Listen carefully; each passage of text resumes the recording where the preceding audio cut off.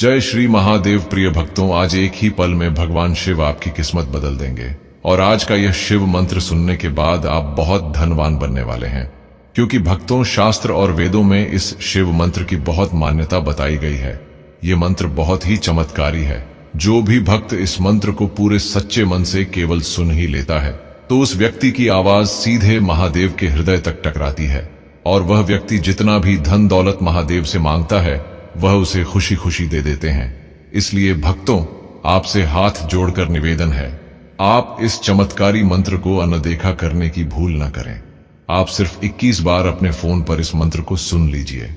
फिर इस मंत्र की ध्वनि से आपके घर में गुप्त धन दौलत का आगमन शुरू हो जाएगा, और आप अपने इलाके में सबसे धनवान व्यक्ति बन जाएंगे, तथा आपकी हर एक इच्छा पूरी हो जाएगी। तो देरी न करें। प्रिय भक्तों, चलिए मंत्र को शुरू करते हैं। ओम नमो शंकराय अनन्यरूपाय महेश्वरम गौरीकेशाय त्रिनेत्रहराय धनं देहि च नमस्कृतम्।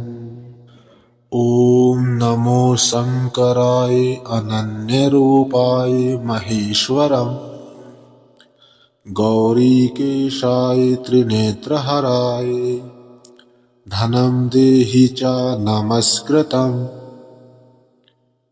ओम नमो शंकराय अनन्यरूपाय महेश्वरं गौरीकेशाय त्रिनेत्रहराय धनं देहि च नमस्कृतम्।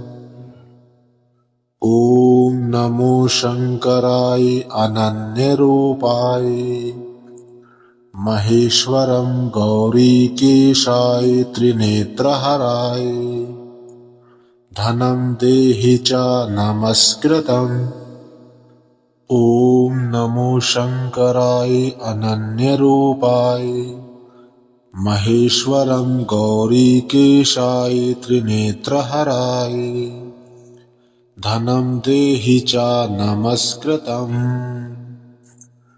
ओम नमो शंकराय अनन्यरूपाय महेश्वरं गौरीकेशाय त्रिनेत्रहराय धनं देहि च नमस्कृतम्। ओम नमो शंकराय अनन्यरूपाय महेश्वरं गौरीकेशाय त्रिनेत्रहराय धनं देहि च नमस्कृतम्। ओम नमो शंकराय अनन्यरूपाय महेश्वरं गौरीकेशाय त्रिनेत्रहराय धनं देहि च नमस्कृतम्। ओम नमो शंकराय अनन्यरूपाय महेश्वरं गौरीकेशाय त्रिनेत्रहराय धनं देहि च नमस्कृतम्।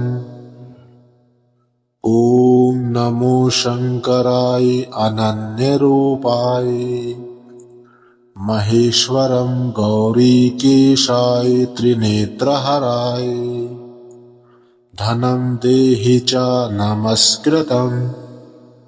ओम नमो शंकराय अनन्यरूपाय महेश्वरं गौरीकेशाय त्रिनेत्रहराय धनं देहि च नमस्कृतम्। ओम नमो शंकराय अनन्यरूपाय महेश्वरं गौरीकेशाय त्रिनेत्रहराय धनं देहि च नमस्कृतम्। ओम नमो शंकराय अनन्यरूपाय महेश्वरं गौरीकेशाय त्रिनेत्रहराय धनं देहि च नमस्कृतम्।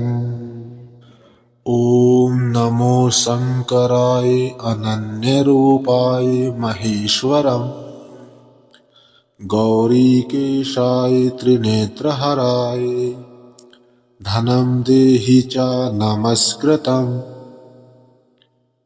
ॐ नमो शङ्कराय अनन्यरूपाय महेश्वरं गौरीकेशाय त्रिनेत्रहराय धनं देहि च नमस्कृतम् ॐ नमो शङ्कराय अनन्यरूपाय महेश्वरं गौरीकेशाय त्रिनेत्रहराय धनं देहि च नमस्कृतम् ॐ नमो शङ्कराय अनन्यरूपाय महेश्वरं गौरीकेशाय त्रिनेत्रहराय धनं देहि च नमस्कृतम्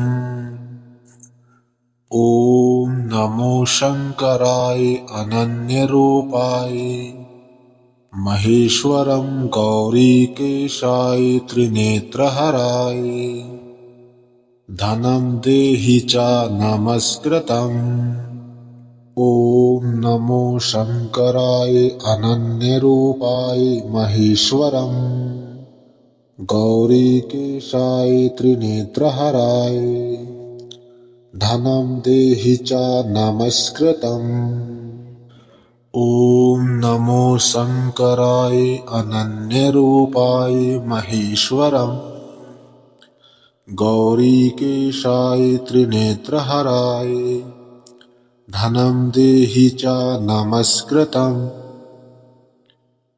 ॐ नमो शङ्कराय अनन्यरूपाय महेश्वरं गौरीकेशाय त्रिनेत्रहराय धनं देहि च नमस्कृतम् ॐ नमो शङ्कराय अनन्यरूपाय महेश्वरं गौरीकेशाय त्रिनेत्रहराय धनं देहि च नमस्कृतम् ॐ नमो शङ्कराय अनन्यरूपाय महेश्वरं गौरीकेशाय त्रिनेत्रहराय धनं देहि च नमस्कृतम् ॐ नमो शङ्कराय अनन्यरूपाय महेश्वरं गौरीकेशाय त्रिनेत्रहराय धनं देहि च नमस्कृतम् ॐ नमो शङ्कराय अनन्यरूपाय महेश्वरं गौरीकेशाय त्रिनेत्रहराय धनं देहि च नमस्कृतम् ॐ नमो शङ्कराय अनन्यरूपाय महेश्वरं गौरीकेशाय त्रिनेत्रहराय धनं देहि च नमस्कृतम् ॐ नमो शङ्कराय अनन्यरूपाय महेश्वरं गौरीकेशाय त्रिनेत्रहराय धनं देहि च नमस्कृतम्